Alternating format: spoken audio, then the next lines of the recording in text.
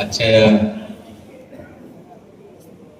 सहविचार सभा कार्यक्रमाच्या निमित्तानं आपण सर्व पक्षाचे सर्व कार्यकर्ते मोहोळ तालुक्यामधले या ठिकाणी उपस्थित आहात आणि बऱ्याचशा वक्त्यांची भाषणे झालेली आहेत.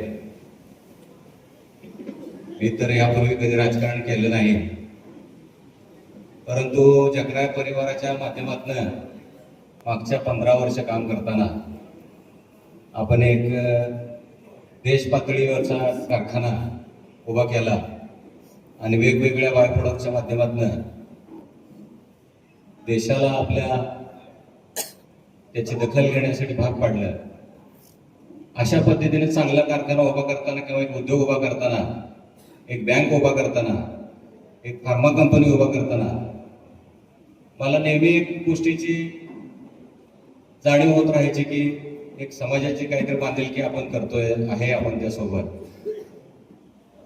म्हणून मागच्या विधानसभेला आपण जगराय परिवारांना भूमिका ठेवून राजू खरे जे आमदार झाल्यानंतर त्यांच्यासाठी भूमिका जाहीर केली आणि आपल्या सर्वांच्या माध्यमातून ते निवडणूक पण जिंकून आले.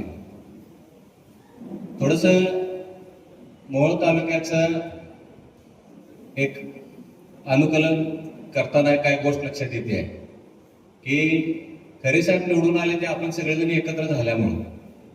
आता संजय अण्णांनी सगळं विश्लेषण केले की मागच्या 4 निवडणुका सतत तिरंगी झाल्यामुळं समोरच्या पार्टीला त्याचा फायदा होत आला आणि आता पण आपण जे इथं जमलोय किंवा आमदार खरे साहेब इथं कार्यक्रमाला उपस्थित नाही आहे, कदाचित त्यांची अडचण झाली असेल की उमेश दादांचं काय मत आहे, विजयराज दादांचं काय मत आहे. तर दादा, माझी या व्यासपीठावरून आपल्या सर्वांना विनंती आहे की आपल्या तालुक्याचं भलं करायचं असेल तर आपण सर्वांनी एकत्र राहिलं पाहिजे. आत्ताच एक छोटीसे गावचे कार्यकर्ते होते, त्यांनी तळमळीनं बोलून दाखवले. कारण दादा कसं आहे, इथे जे कार्यकर्ते तुमचे आहेत त्यापैकी बऱ्यापैकी कार्यकर्त्यांचा संपर्क त्यांच्यासोबत पण आहे. ते आज कन्फ्यूज आहेत, काय करावं त्यांनाही कळत नाही आहे. तर आपण थोडंसं मन मोठं करून कोणी काय बोललं तर काय, तसा वास्तवात किती फरक पडतोय याचं थोडस एक हे झालं पाहिजे की बाबा त्याची वस्तुस्थिती काय आहे. कोण काय म्हणलं तर त्याचा नेमका त्याला झाले का तसं.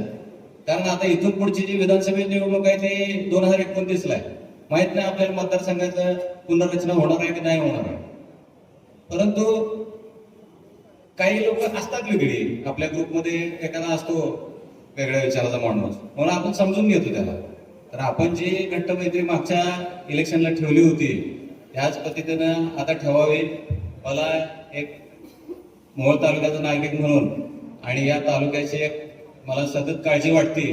कारण लक्षात घ्या, आज आपण जगराय या माध्यमातून वेगळे उद्योग सुद्धा जे उभा केले किंवा करणार आहोत भविष्यात सुद्धा ते तालुक्यातच करतोय. कारण आपल्या तालुक्यातल्या मुलांना त्याची नोकरी मिळाली पाहिजे, चांगल्या पद्धतीचा विकास झाला पाहिजे. म्हणून आपण सर्वांनी तालुक्याचा विचार केला पाहिजे. आता स्थानिक स्वराज्य संस्थांकडे ज्यावेळी आपण बघतोय त्यावेळी तर उलट असं सुटसुटीत चित्र आहे की प्रत्येक जण आपल्या आपल्या गटामध्ये स्ट्रॉंग आहे. तर आता परवाचं त्यांचं स्टेटमेंट असं पण आहे की कुरुलमध्ये ते उभारणार आहे.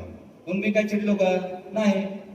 कारण कसं असतं की प्रत्येक जण आपल्या आपल्या बार्गेनिंग पॉवर वाढवण्याचा प्रयत्न करतोय. काहीतरी डिप्लोमॅटिक स्टेटमेंट असतात, त्याला आपण सिरियसली घेऊ नये असं वाटतं मला.